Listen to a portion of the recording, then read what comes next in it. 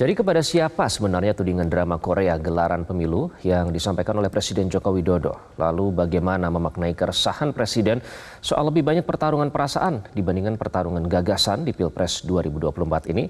Kita akan membahasnya bersama pengamat politik senior Prof. Ikrar Nusa Bakti. Prof. Ikrar, selamat pagi Prof. Selamat pagi, Iqbal. Kalau kita mendengar sindiran ya yang diungkapkan Presiden Jokowi kemarin, kalau misalnya memang itu disebut sinetron, itu pemerannya siapa menurut Prof. Ikrar?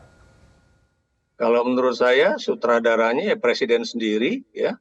Pemerannya itu yang pemeran utamanya itu adalah beliau juga, dan kemudian juga penulis senarionya juga beliau, dan kemudian pemeran utamanya itu ya keluarga dia sendiri ya, dan kemudian pemeran pembantunya ya ketua-ketua partai politik yang ada di di koalisi Indonesia Maju, dan sebagian juga ada juga yang di PDIP ya, seperti Hasto ataupun Masinton Pasaribu. Tapi itu kan cuma pemeran pembantu atau pemeran sampiran lah begitu. Kenapa demikian? Saya juga nggak sepakat dengan Masinton mengatakan bahwa drama ini mulai dari keputusan MK. Kenapa demikian? Karena harusnya drama itu ditarik dari ketika Jokowi itu bertemu dengan para pendukung atau relawan-relawan pendukung ya, dan di situ waktu itu ada Ganjar Pranowo juga, dan kemudian beliau mengatakan ojo ke susu, ojo gerusa-gerusu, walaupun nanti calon presidennya itu ada di ruangan ini ya. Itu pertama kali yang saya lihat drama pertama ya, babak pertamanya seperti itu. Dan kemudian bagaimana pula ya, Presiden itu juga pernah menyatakan juga bahwa pemilu 2024 itu giliran Pak Prabowo gitu kan. Itu kan bukan pertama kali terjadi di kemarin di di Taman Mini tempat pusat pencaksilat Indonesia yang dipimpin oleh Pak Prabowo Subianto itu ya, tapi jauh dari itu sudah seperti itu. Dan kemudian bagaimana pula dia mempermainkan ya, seakan-akan dia masih ada di PDIP, tapi kemudian dia bergabung dengan walaupun dia tidak menyatakan resmi bergabung dengan Koalisi Indonesia Bersatu, tapi dia mencalonkan anaknya untuk menjadi cawapres dari Partai Golkar, dan kemudian dan juga kemudian menjadi cawapresnya dari Prabowo Subianto yang adalah pesaing dia di dalam 2 kali pemilu presiden, yaitu 2014 dan 2019 ya. Dan ini buat saya ya, ini pertama kali dalam sejarah, bukan saja sejarah Indonesia, tapi sejarah dunia ya, di mana seorang presiden yang sudah akan habis masa jabatannya kemudian menyatu dengan pesaingnya ya, yaitu Prabowo Subianto, dan kemudian memasukkan anaknya untuk menjadi calon wakil presiden dari Prabowo Subianto ya, dengan berbagai cara ya, yaitu yang kemarin juga baru diputuskan oleh Mahkamah Kehormatan MK ya, bahwa akhirnya juga terbukti kan bahwa ada persoalan nepotisme di situ, ada persoalan intervensi kekuasaan di situ, ada persoalan mengenai ketidakprofesional seorang ketua Mahkamah Agung di situ ya, di dalam memutuskan bahwa akhirnya putra sulung presiden itu ya, Gibran Rakabuming Raka, akhirnya bisa menjadi calon presiden dan didaftarkan di KPU ya. Dan ini kalau kita tarik ke belakang lagi ya Prof ya, pada saat Ganjar ini ditetapkan sebagai capres dari PDIP, Jokowi disebut tidak dilibatkan di situ. Apakah ini juga termasuk dalam drama yang Anda maksud tadi? Oh iya, itu jadi termasuk drama waktu Bu Mega juga akhirnya memutuskan Ganjar sebagai calon presiden PDIP pada 21 April yang lalu ya. Jadi kalau saya melihat ya, saya waktu itu masih belum percaya bahwa presiden juga akhirnya akan meninggalkan PDIP. Saya tidak mengatakan bahwa dia keluar dari PDIP, tapi dia meninggalkan partainya yang selama ini sudah mendukung dia ya, baik itu di pemilihan wali kota Solo 2 kali, kemudian Pilkada DKI 1 kali, dan kemudian 2 kali pemilihan presiden ya. Dan ini di dunia ini cuma ada di Indonesia yang hal seperti ini ya. Dan itu makanya kalau beliau mengatakan ini drama ya, ini memang drama tapi beliau sendiri yang membuat.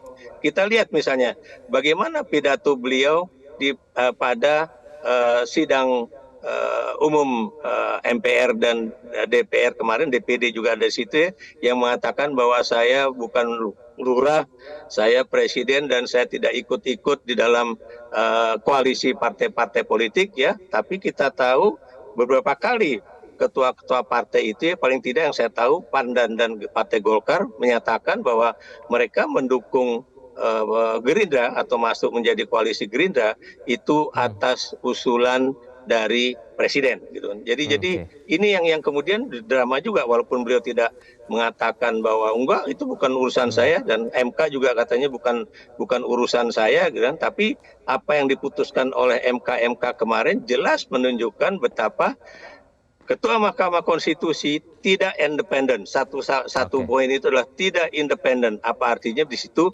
Berarti ada intervensi kekuasaan di situ, ada hubungan kekerabatan di situ ya, ada juga hubungan-hubungan lain di mana Ketua MK Anwar Usman itu juga melakukan rekayasa hukum ya, agar hakim-hakim konstitusi akhirnya memutuskan untuk kemudian menggolkan Gibran untuk menjadi calon wakil presiden gitu. Jadi Prof. Ikrar, inilah menarik drama, tadi Anda dan drama menyatakan yang ini juga belum berakhir. yang dulunya musuh ya, sekarang menjadi bersama begitu ya antara Jokowi dan Prabowo. Saya membaca artikel lama Prof. Ikrar tahun 2014 ya kalau tidak salah.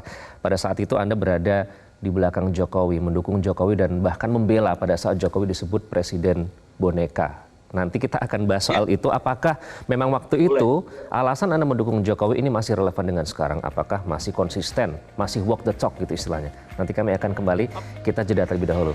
Prof. Ikrar, kami akan kembali sesaat lagi, tetaplah bersama kami. Ingat, mulai dari sekarang yang kita pegang betul, nanti jika menang, jangan jumawa. Jika kalah juga jangan murka. Setelah berkompetisi, saya setuju tadi Pak Prabowo, bersatu kembali, rukun kembali.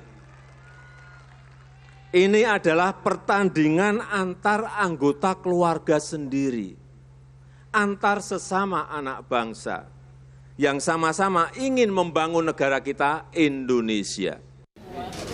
Ya karena yang kita hadapi itu tantangan yang berat. Tantangan eksternal yang sulit diprediksi, tantangan yang sulit dihitung. Kadang-kadang munculnya tiba-tiba, munculnya tanpa diprediksi. Sehingga sekali lagi dibutuhkan kepemimpinan yang kuat, dibutuhkan leadership yang kuat, dibutuhkan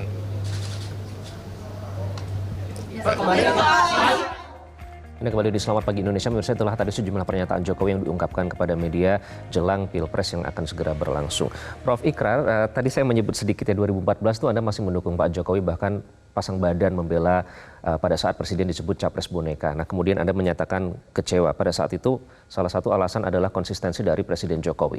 Kemudian kalau melihat pernyataan dari Presiden Jokowi kemarin, ingin menang itu wajar tapi semua pihak harus menunjukkan demokrasi yang berkualitas, tidak saling memecah belah dan memfitnah dalam berkompetisi.